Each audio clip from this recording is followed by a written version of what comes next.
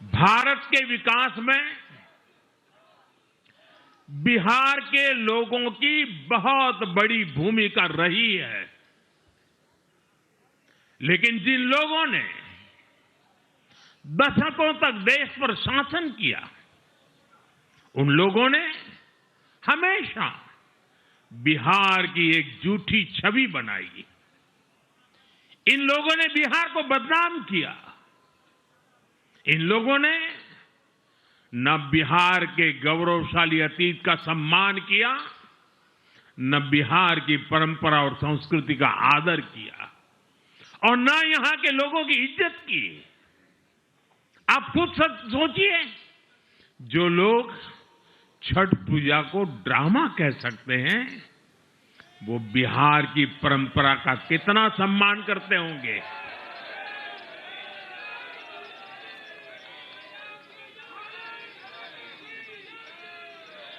और इनकी हेकड़ी देखिए।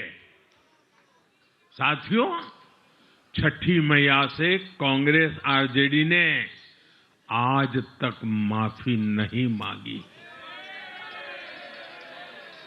और बिहार के लोग ये कभी नहीं भूलेंगे।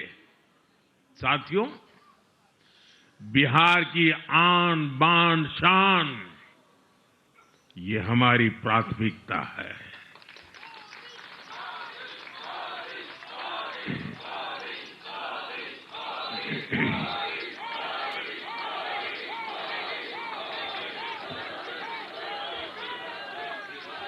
हमारी सरकार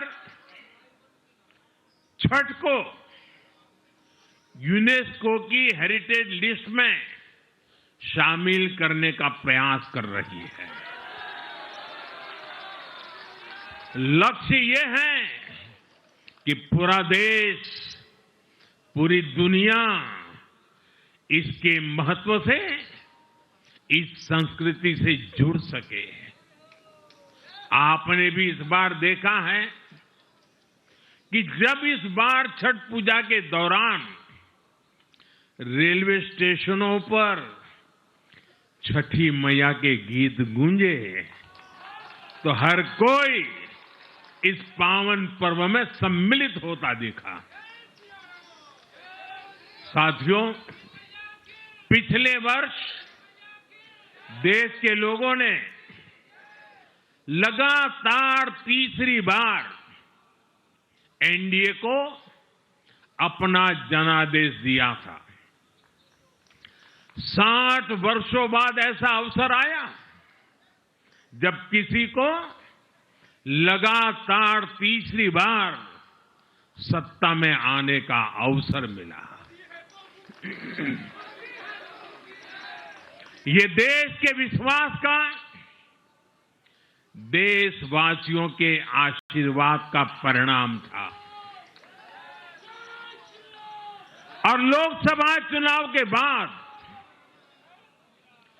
देश के कई राज्यों में भी हमें विधानसभा चुनावों में प्रचंड बहुमत के साथ जीत मिली। जिस हरियाणा की धरती ने जय जवान जय किसान की भावना को आगे बढ़ाया, उस हरियाणा ने हमें लगातार तीसरी बार सेवा का अवसर दिया। छत्रपति शिवाजी महाराज, बाबा साहब आंबेडकर और वीर सावरकर की पुण्यभूमि महाराष्ट्र में हमें प्रचंड जीत मिली। लगातार तीसरी बार महाराष्ट्र ने हमें विजयी बनाया। हम 25 वर्षों के बाद देश की राजधानी में बहुमत से जीते,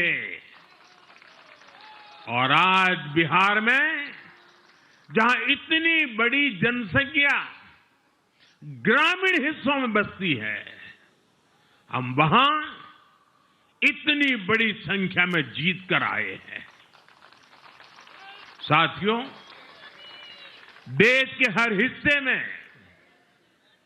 हर परंपरा में लोग एनडीए को एक विश्वास और उम्मीद के साथ देख रहे हैं। देश के महानगरों से देश के ग्रामीण इलाकों तक, देश के फाइनेंशियल सेंटर से टियर 2 और टियर 3 शहरों तक, देश की नारी शक्ति से देश के फर्स्ट टाइम वोटर्स तक, हर वर्ग, हर जाति, हर समुदाय, हर क्षेत्र ने एनडीए को अपना विश्वास, अपना आशीर्वाद दिया है और लगातार अपना आशीर्वाद दे रहे हैं।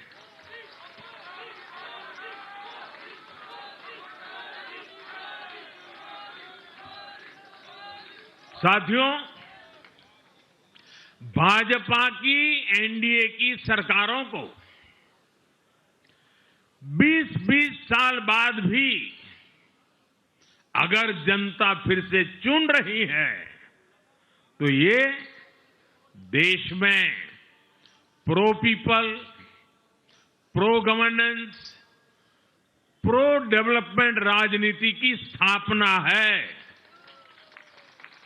ये भारत की राजनीति का नया आधार है और इसी pro people, pro governance, pro development आधार पर चलते हुए हम बिहार को विकसित बनाएंगे, देश को विकसित बनाएंगे।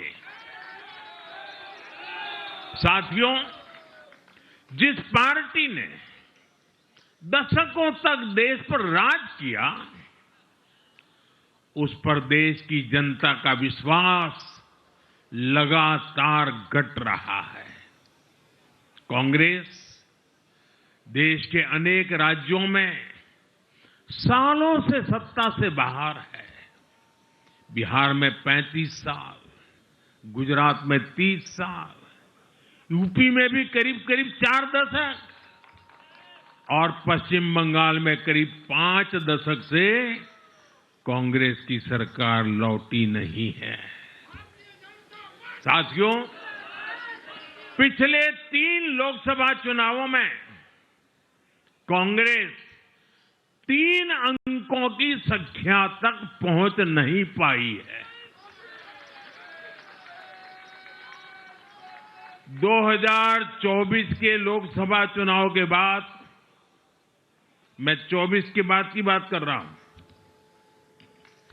2024 के लोकसभा चुनाव के बाद देश के 6 राज्यों में विधानसभा चुनाव हुए और इनमें भी कांग्रेस 100 सीटों का आंकड़ा पार नहीं कर पाई है। 6 की, मैं 6 विधानसभा की बात कर रहा हूं। और आज ही के दिन सिर्फ एक चुनाव में हमारे जितने विधायक चुने गए हैं, कांग्रेस पिछले 6 चुनावों में, 6 चुनाव में उतने विधायक जीत नहीं पाई।